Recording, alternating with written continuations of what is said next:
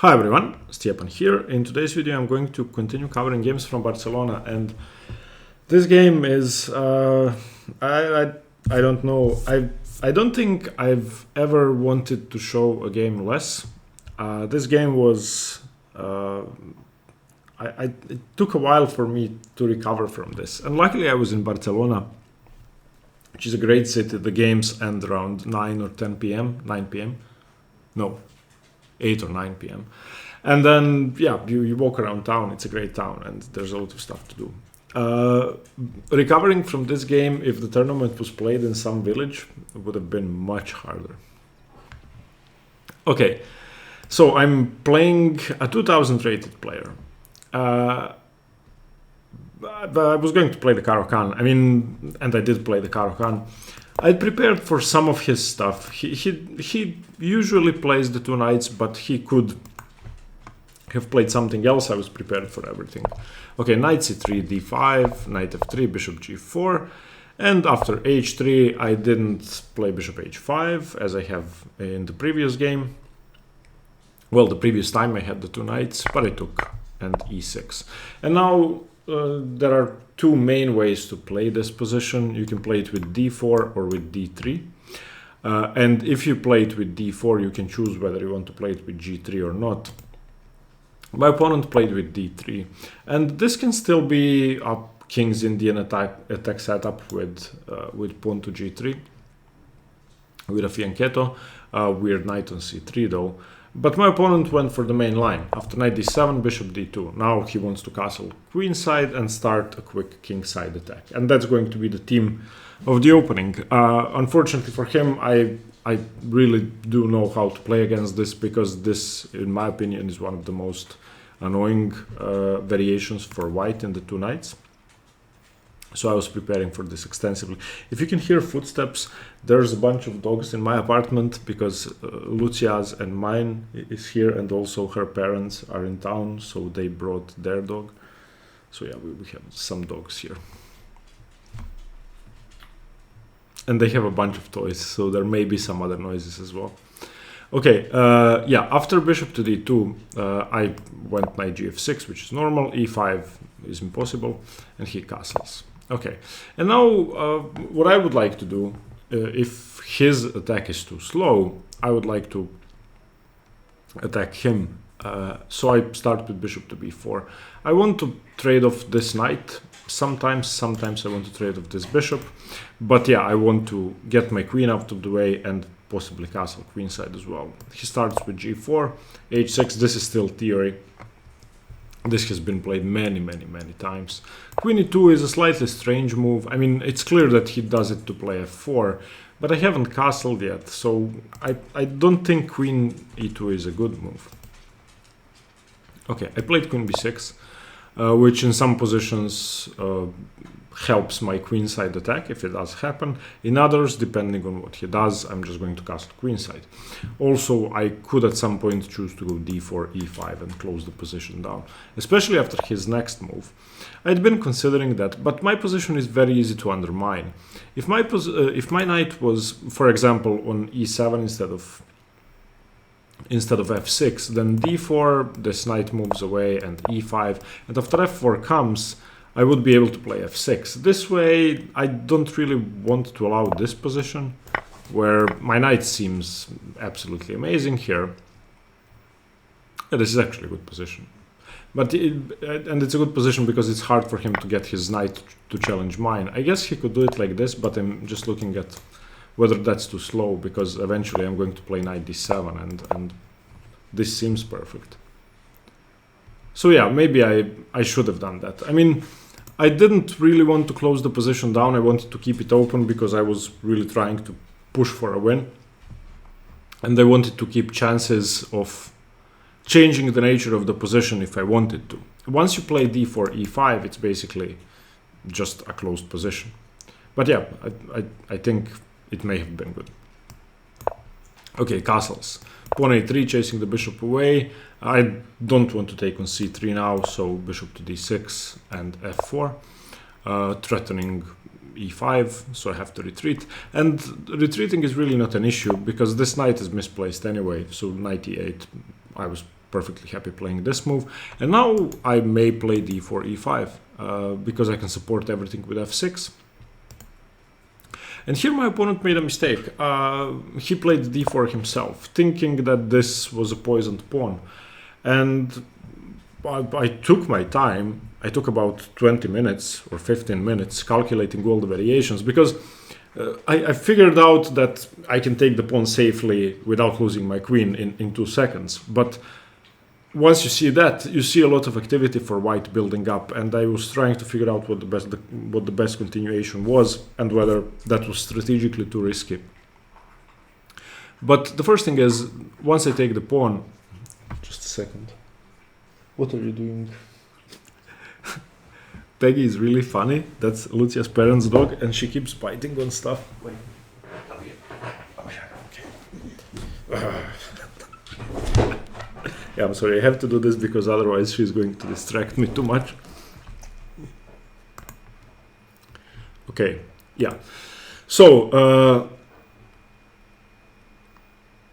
okay. Let me collect my thoughts. Yeah.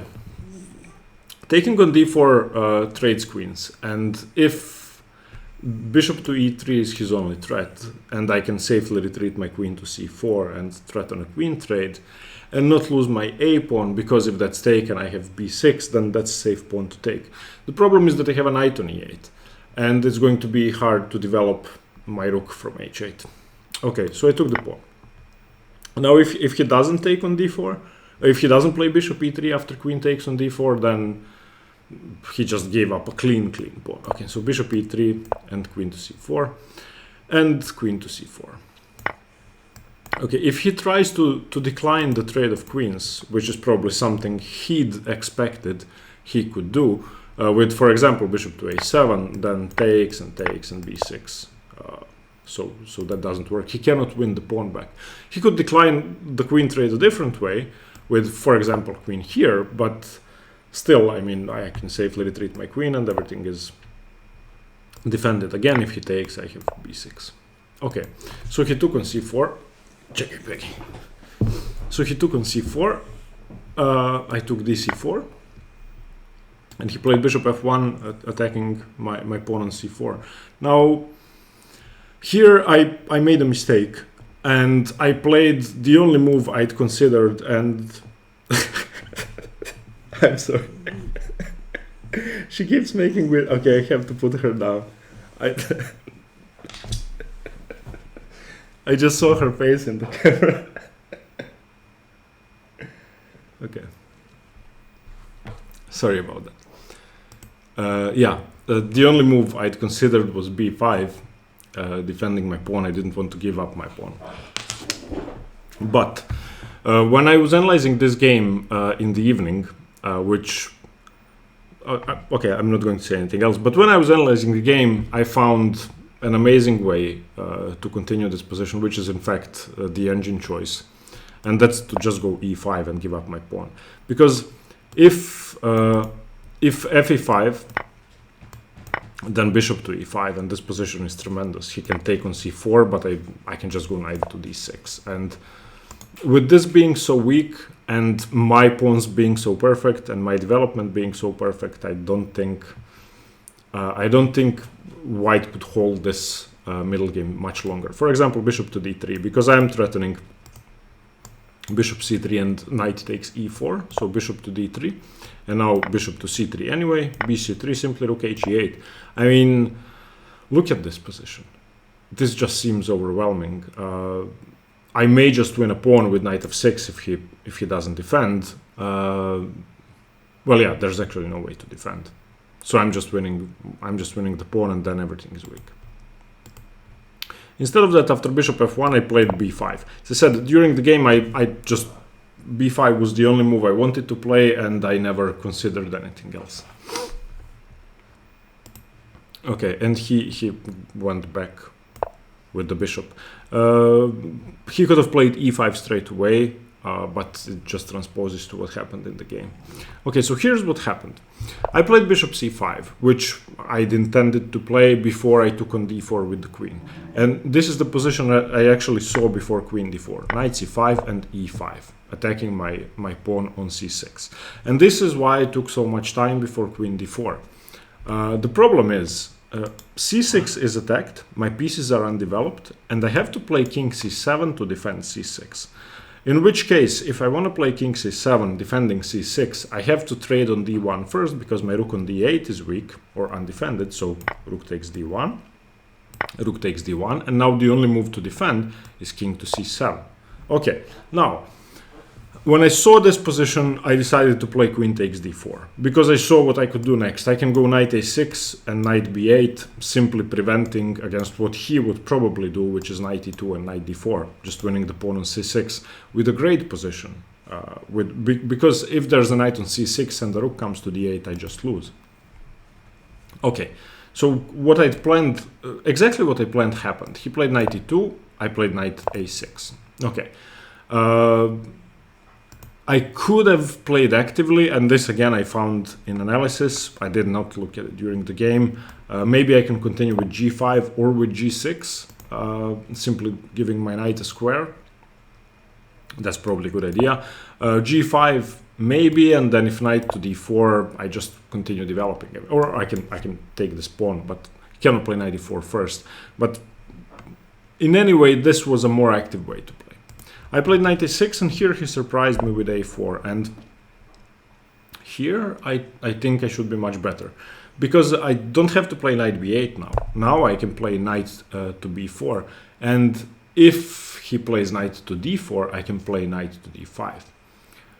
Okay, what else can he do? If he plays knight c3, as he did in the game, I can just go a6 and then knight d5. There is one problem though, which I actually found with an engine. This is an engine move which I didn't consider during my analysis to be dangerous either, and that's f5. And f5 is a very scary move.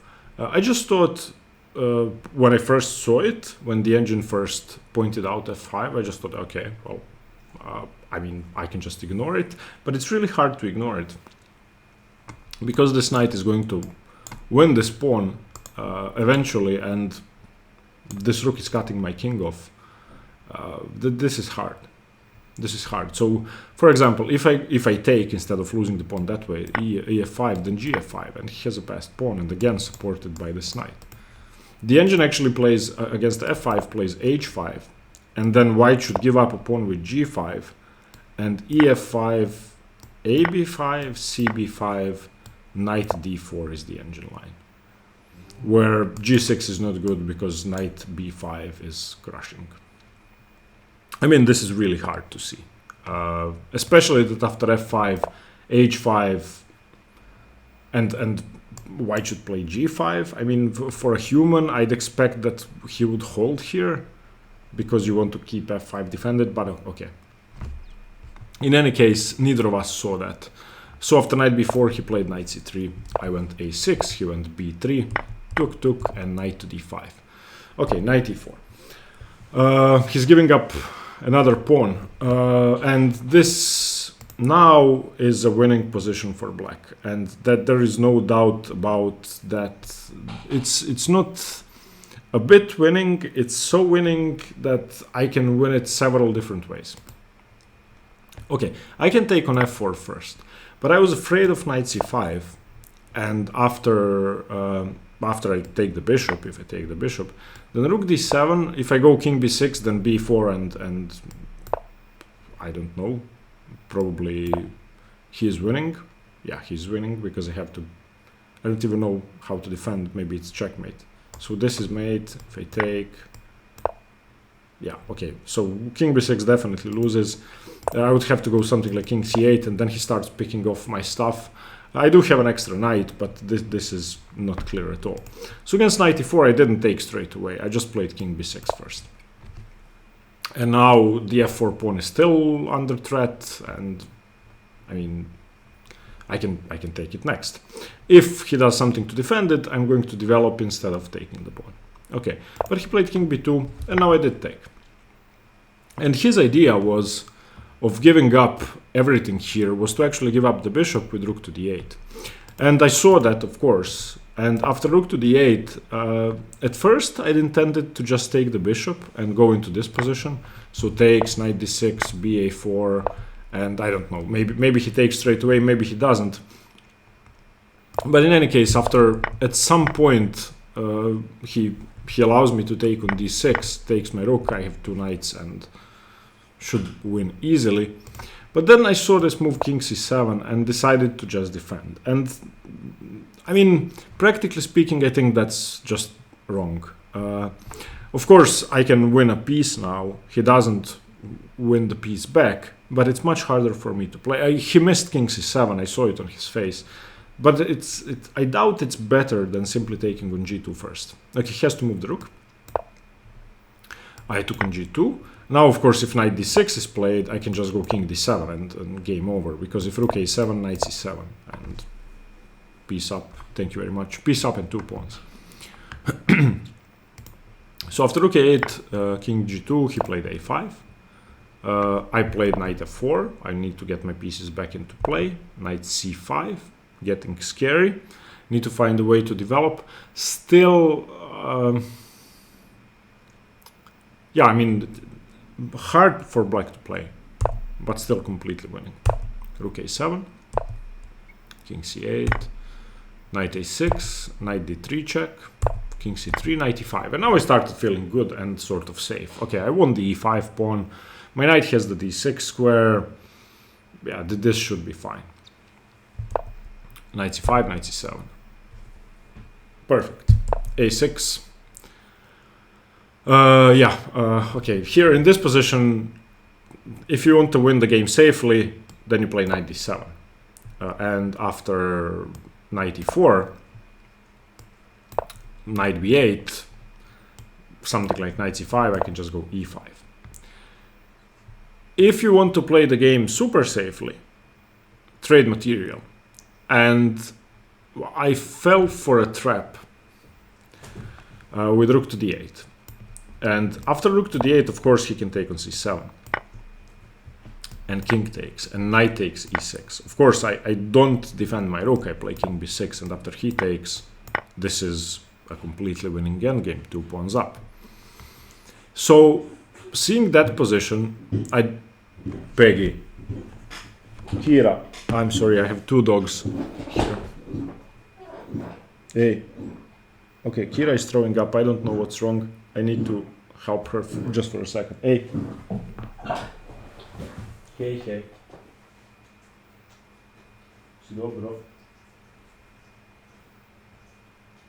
Yeah, sorry, she must have eaten something. I'm going to clean this up as soon as I finish. Okay. Yeah, actually Lucia is here, so she may see it as well. It's very hard to record videos with 2 dogs. Okay, so after king takes a6, I thought this was, yeah, a clean win, and I actually expected him to resign here, but he didn't. Okay, now comes the painful part. Okay, knight e6, fine. g6, king d4. I mean, I navigated this endgame correctly, and everything I did was fine.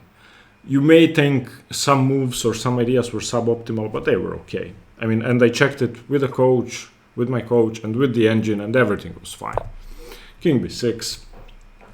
I want to prevent knight c5 and stuff. b4, knight f3, king e3, knight g5, knight f8, a pawn trade. Obviously, I don't want to trade pawns, but it's still fine for me because I get to play c5. bc5, king c5, knight f8. He's going to play knight to d7 and win my f6 pawn, which is okay. I'd anticipated that. At this point, I had about 10 minutes on the clock, which I thought was more than enough to win this. King c4, knight d7, b4. I just thought he couldn't take on f6, and that's correct. King d2, b3. He took on f6. Knight f2. It's a completely winning endgame. I'm going to show you how. King c1, king c3, king b1. Okay, now black to play and win in 3 moves. I don't think there are more sensible moves after 3 moves for white. Okay, you start with b2, and the king cannot move. If the king moves, you play king c2. So he has to play knight to d5. That's the only move. And after king b3, what can he do? I don't know. Probably knight f6 defending his pawn, and now just knight d1. And that's it. This is going to be a checkmate. Whatever he does, I mean, moves the knight, I win. However, at this point, I was starting to feel pretty nervous. And these endgames, if you trade too many pawns, tend to be drawn. And I didn't play well. I played king b4, which is fine. Black is still winning, it's just not an immediate win. King b2, knight d3 check. King b1, knight e5. I wanted to lock his knight down to the defense, which is okay. King b2, but it's very hard to make progress. Okay, so knight c4, king b1, king a3, making progress now. Knight e4, knight e5, again trying to lock his knight to the defense of his pawn. g5. Okay, now I can choose whether I want to take the pawn or not. I calculated that the endgame was winning, so I took it. Playing h5 gives me better practical chances even if I mess up. So probably I should have played h5. But I took on g5. Takes, knight c4. Okay, now if I get in one more move, of course, if I play knight to d2, then I win. But he plays knight e4. And now, again, I'd like to play and win. Okay, again, you play b2. And what can he do? If he moves his knight away, then I get in knight d2. If he moves his king away, then I get in king a2. Instead of that, I played king b4. And this is a draw.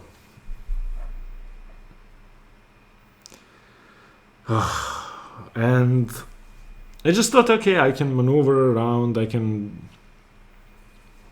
everything is safe.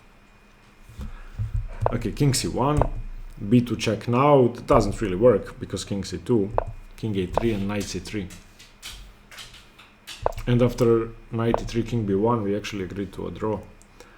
And I was so upset, I wanted to scream and shout and run through the streets, and I wanted to drink alcohol, which I don't do normally. I didn't, because there was still around 9 in the morning, but this was painful. Okay, sorry about dog interruptions. I need to deal with dogs. See you tomorrow. Stay tuned for more chess. Bye bye.